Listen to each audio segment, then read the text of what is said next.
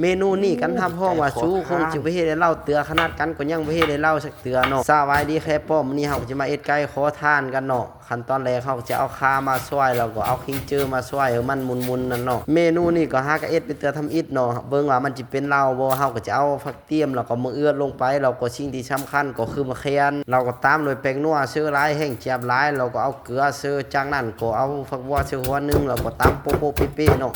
เพื่อเพิ่มอะไรก็บ่ฮู้แต่ว่าเฮาต้องตำให้มุนๆหน่อยนึงเนาะมันจังเข้าเนื้อเข้าหนังอะนะเนาะตัวไก่เฮาก็ไปซื้ออยู่ตลาดมาจำนวนเงินก็ประมาณแสนปลายนี่แหละเขาคั่วมาคือเรียบร้อยแล้วกันกดเจอนึงก็งามว่าโอ้มันสิเป็นเหล้าบ่ล่ะเนาะเฮาก็สิเอาอันนั้นมาเราก็จะเอาอันเวอร์อันฟักอีฟักชะออกเนาะฟักชะออกมาห่อคันงามมันจะเอาบวนเต้ก็ยานคั่นคอเราก็จะเอามาห่อหลายๆจั่นเนาะประมาณ10ปลายจั่นนี่แหละกันก็เฮ็ดเอ็ดไปแต่ทำอิฐนี่แหละจักว่าสิเป็นเหล้าหรือบ่เป็นเหล้าเนาะกันก็ยานแต่ว่ามันชุกอันนี้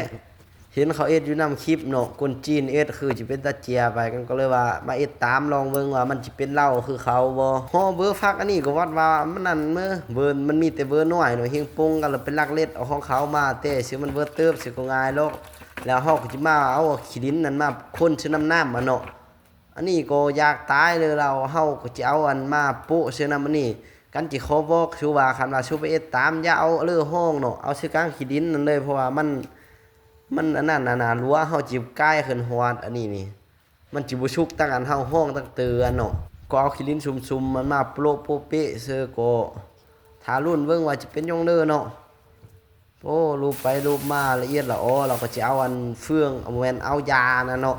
มาเผาคือมันอันนั้นก่อนคือมันขี้ดินแข็งก่อนเฮาจะเอารั้วจึบเสือนั่นเนาะบ่แน่นั้นมันจิมันจิขี้ดินน่ะมันจิป่วยโยยน้องเนาะกันก็ซุ้มกอง5เซอฟานไปชั่วโมงนึงก็โอ้ทานแรงจงเก่งกันก็ว่าไหม้แล้วบ่มองแม่แรงๆปานนี้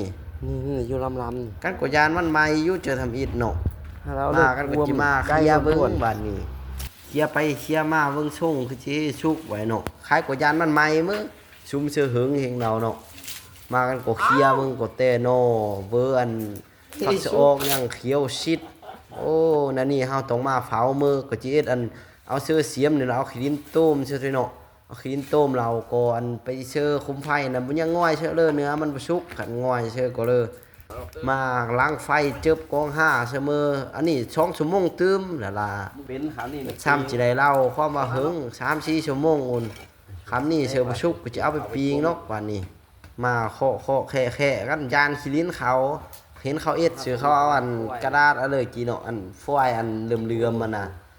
มาโฮเลกันแล้วบ่มีก็เลยเอาตัวอันเบิ่อันฟักสะออกอันมาโฮเนาะมาลุ้นเบิ่งว่ามันสิเป็นยงเลยอู้แกะออกมาก็ขาขาวจั๊วสูงแม่โป้ขาไก่นี่ก็ชุกอยู่โอ้ชูแม่กันจะเอาออกมาคือเบิ่งนี่โอ้ความว่าฮ้วนเชิงยังคือว่าโอ้นี่แต่ว่ามันบ่มีขี้ดินติดไปเลยเนาะแบบอยู่ชูเอ้ยมีช้ำขี้ดินนั่นก็ถือว่าประสบผลสำเร็จบ่แม่ซีนมันความโปยโยยอยู่ที่นี่เชื่อสุดยอดเรื่องเจียมนี่คือเต็มห้อยเนี่ยแต่ว่าเรื่องความยางนี่ก็สุดยอดเชื่อเวลาเอ็ดไปประมาณ5-6ชั่วโมงเอ็ดกับไก่ขอทานนี่แต่ว่าคุ้มค่ากับรสชาติที่ไรเนาะเจียบชุดถ้าเฟลอประยักไปเอ็ดตามก็สามารถเอ็ดตามคลิปได้เลยกันก็เฮงเอ็ดแต่ทำอิดก็ปานนี้ก็หลายเดือนแล้ว